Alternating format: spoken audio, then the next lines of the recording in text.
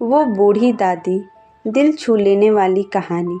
जयपुर की एक फेमस दुकान पर लस्सी का ऑर्डर देकर हम सब दोस्त यार आराम से बैठकर एक दूसरे की खिंचाई और हंसी मजाक में लगे ही थे कि अचानक लगभग 80-85 वर्ष की एक बुजुर्ग महिला पैसे मांगते हुए मेरे सामने अपने हाथ फैलाकर खड़ी हो गई।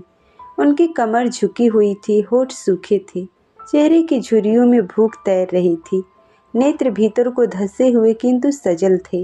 उनको देखकर मैंने अपने पर्स से सिक्के निकालने के लिए हाथ डाली ही थी कि अचानक मन में ना जाने क्या आया कि हाथ वापस खींचते हुए उनसे पूछ लिया, दादी जी लस्सी पिएंगी?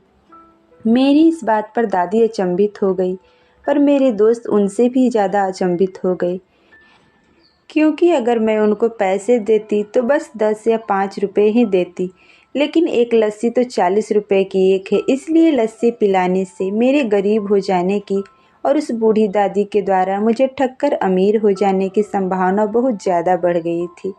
दादी ने सकुचाते हुए हामी भरी और अपने पास जो मांग कर जमा किए हुए 10-12 रुपए थे, वो अपने कांपते हाथों से मेरी ओर बढ़ाए।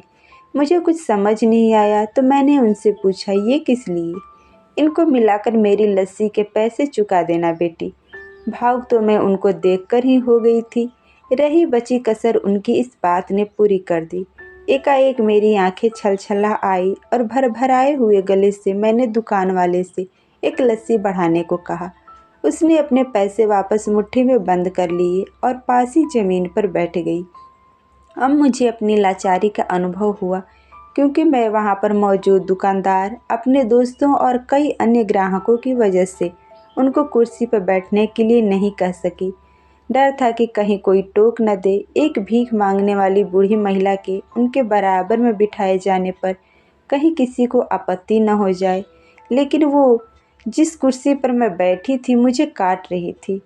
हम सब दोस्तों और बूढ़ी दादी के हाथों में लस्सी कुल्हड़ों में भरकर आते ही मैं अपना कुल्हड़ पकड़कर दादी के पास ही जमीन पर बैठ गई, क्योंकि ऐसा करने के लिए तो मैं स्वतंत्र थी। इससे किसी को भी आपत्ति नहीं हो सकती थी। हाँ, मेरे दोस्तों ने मुझे एक पल को घूरा, लेकिन वो कुछ कहते उससे पहले ही दुकान के मालिक ने आगे बढ़कर दादी को उठाकर कुर्सी पर बिठा दिया और मेरी ओर मुस्कुराते हुए हाथ जोड़कर कहा, ऊपर बैठ जाइए मेम साहब। मेरे यहाँ ग्राहक तो बहुत आते हैं, किंतु इंसान कभी कभार ही आता है। अब सबके हाथों में लस्सी के कुल्हड़ और होठों पर सहज मुस्कुराहट थी। बस एक वो दादी ही थी जिनकी आंखों में तृप्ति के आंसू, होठों पर मलाई के कुछ अंश और दिल में सैकड़ों दुआएं थी।